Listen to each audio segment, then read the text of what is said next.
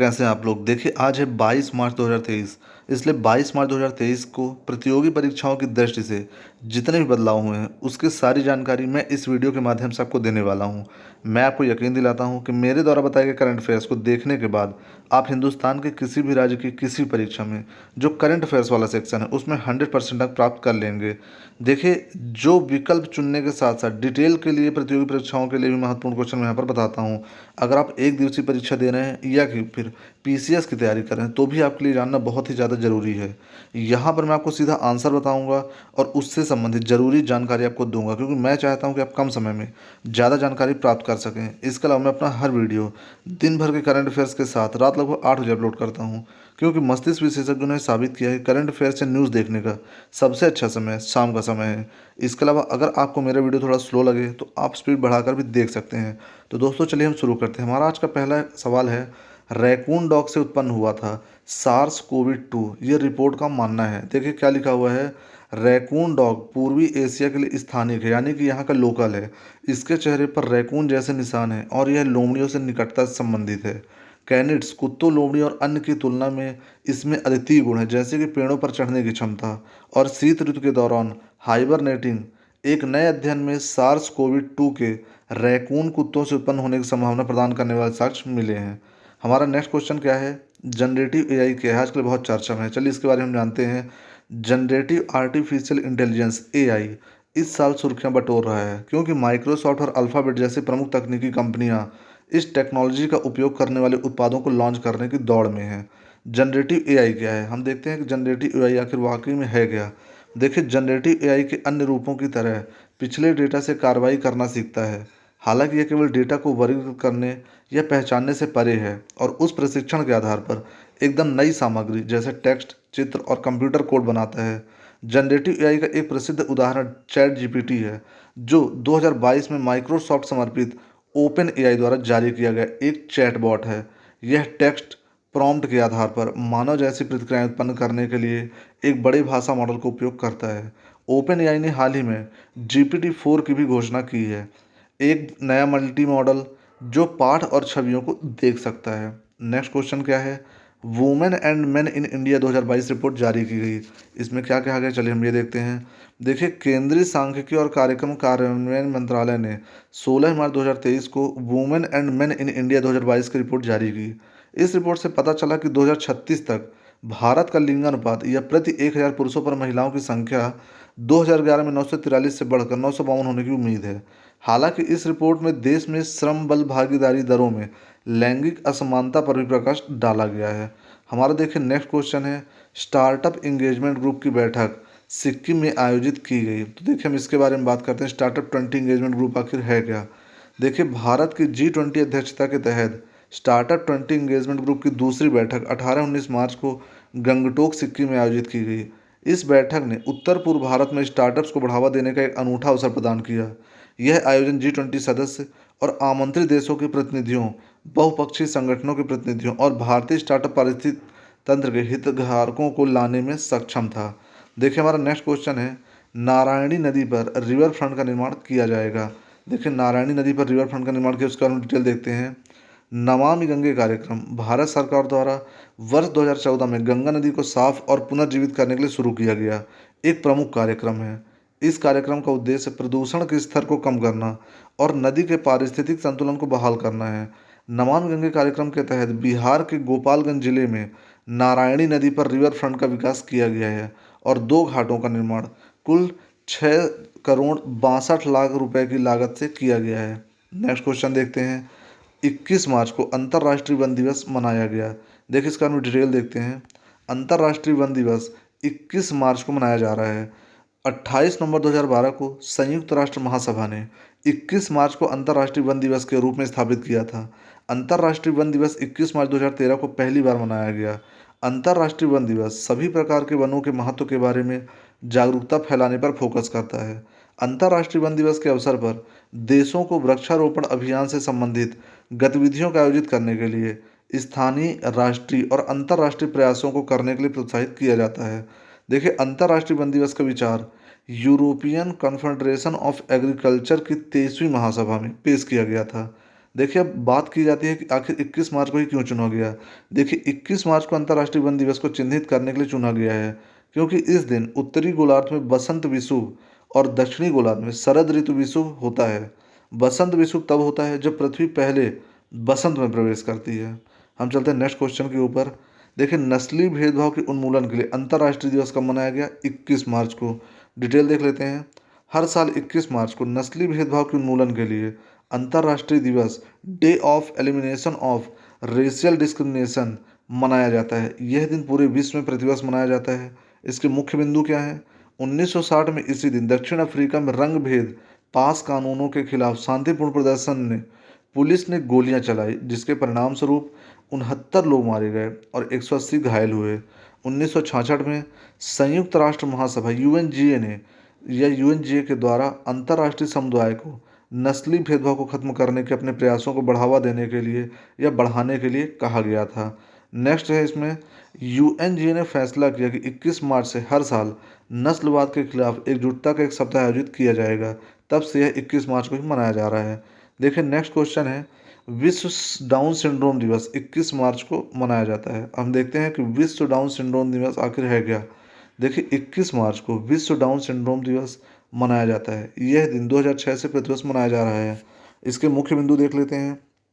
21 मार्च को इस दिन को मनाने के लिए चुना गया था, क्योंकि 21वें गुणसूत्र के 3 गुना होने का प्रतीक है, जिसके कारण डाउन सिंड्रोम होता है। डाउन सिंड्रोम के बारे में जन जागरूकता पैदा करने के लिए प्रतिवर्ष विश्व डाउन सिंड्रोम दिवस मनाया जाता है।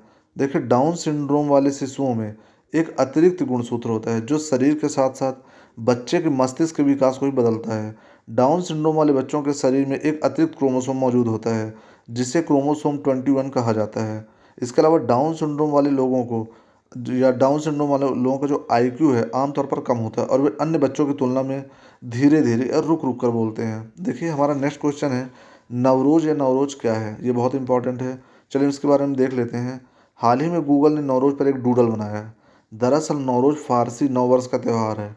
फारसी भाषा में नवरोज का मतलब नया दिन होता है। यह त्यौहार मध्य और पश्चिमी एशिया में मुख्य रूप से मनाया जाता है। इसका मुख्य बिंदु क्या है? गौरतलब है कि यह त्यौहार लगभग 3000 साल पुराना है।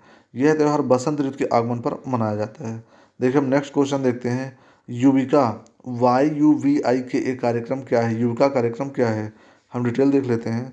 देखिए, भारतीय अंतरिक्ष अनुसंधान संगठन इसरो ने छात्रों को विज्ञान, प्रौद्योगिकी, इंजीनियरिंग और गणित में करियर बनाने और अंतरिक्ष विज्ञान के लिए एक जुनून विकसित करने के लिए प्रोत्साहित करने के लिए युवा विज्ञानी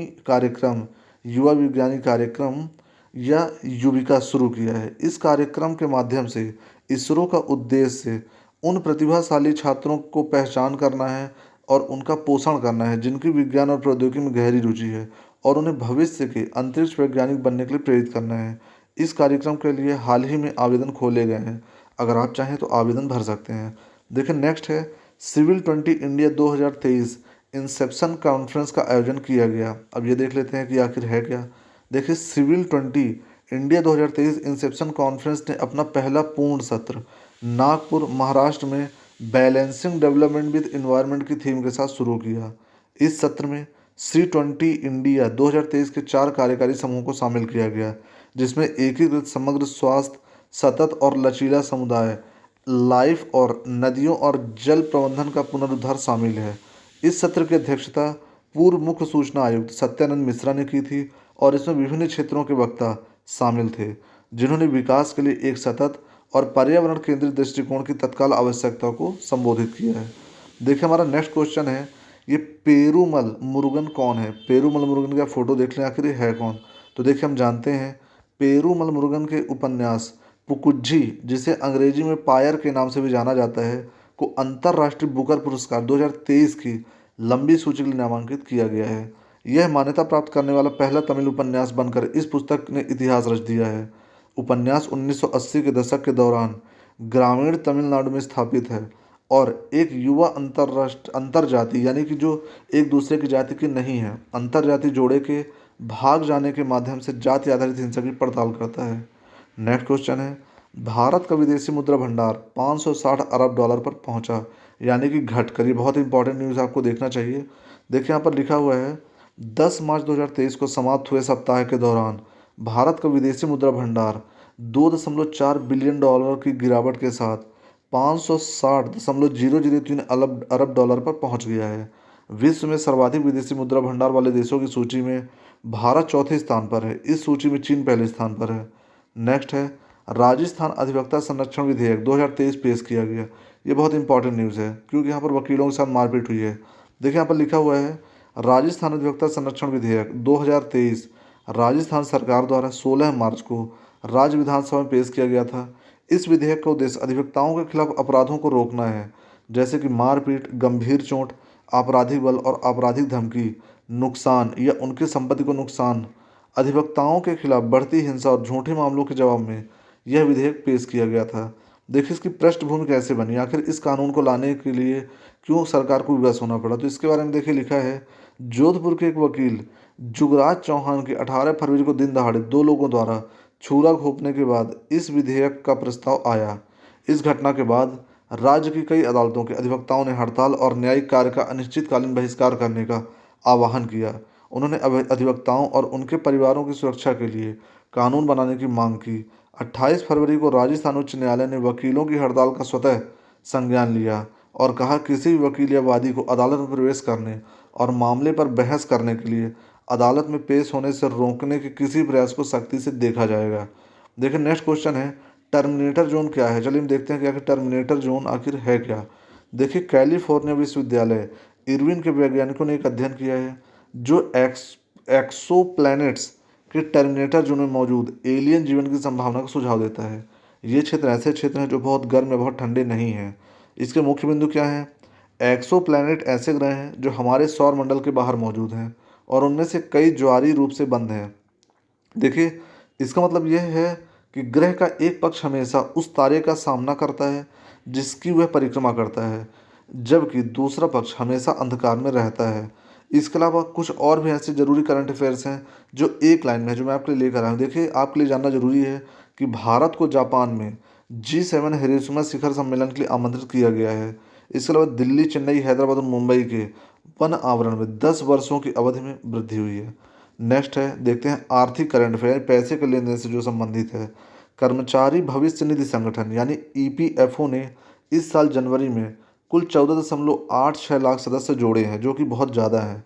नेक्स्ट है तमिलनाडु बजट ने घोषणा की कि पात्र परिवारों की महिला प्रमुखों को 1,000 रुपये का मासिक मानदेय दिया जाएगा। नेक्स्ट है भारतीय अर्थव्यवस्था 7% की दर से बढ़ेगी, ऐसा वित्त मंत्रालय का मानना है। देखिए नेक्स्ट करंट अफेयर्स है अंतर्राष्ट्रीय करंट अफेयर्स, यानी कि जो हमारे देश विदेश से संबंधित है। बांग्लादेश ने अपना पहला पनडुब्बी base BNS Sheikh Hasina launch की। नेपाल भारत साहित्य महोत्सव 10 सूत्री विराटनगर घोषणा को अपनाने के साथ संपन्न हुआ। नेक्स्ट है IMF ने विस्तारित फंड सुविधा के तहत श्रीलंका के बेल आउट कार्यक्रम को मंजूरी दी है। इसके अलावा हम देखते हैं खेलकूद के बारे में। इंडियन वेल्स फाइनल में डेनियल मेदवेदेव को हराकर शीर्ष वरीयता प्राप्त कार्लोस अलकराज रैंकिंग में विश्व नंबर 1 पर लौट आए हैं। किन्होंने हराया है? कार्लोस अलकराज ने। यह नंबर 1 की रैंकिंग पर आ गए हैं। नेक्स्ट क्वेश्चन है 2023 Swiss open badminton tournament Switzerland के बासेल में शुरू होगा। तो दोस्तों ये थे आज के बहुत ही ज़रूरी इंपॉर्टेंट करंट अफेयर्स। अगर आप स्टेट PCS से IAS की तैयारी करें तो ये क्वेश्चन डेफिनेटली आपके लिए बहुत ज़्यादा हेल्पफुल होने वाले हैं। दोस्तों आपने मुझे इतना समय दिया उसके लिए बहुत बहुत धन्यवाद। अब देखिए जो 20 तारीख का करंट अफेयर्स है उसको तो आप देख ही लीजिएगा, और आज जो 22 का है मैं इसका एक और पार्ट लेके आऊँगा जो मैं आपको कल बताऊँगा।